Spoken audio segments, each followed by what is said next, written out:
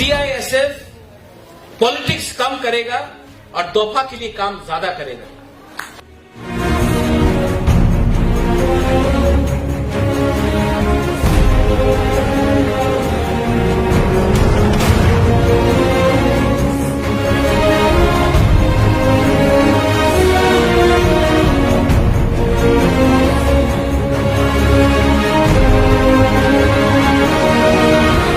अगर आज हम एक होकर फाइट करेंगे तो कल कुछ मिलेंगे। जो लोग सीनियर से उनका जिंदगी चला गया है, उनके पास 10-15 साल 20 साल है, आपके सामने 50 साल है, तो 50 साल तक गुलामी करना है। यह जिंदगी में एक बार फाइट करने का मौका चाहिए। मुबागरा आपको एक टाइम फाइट करने का मौका दे रहा है।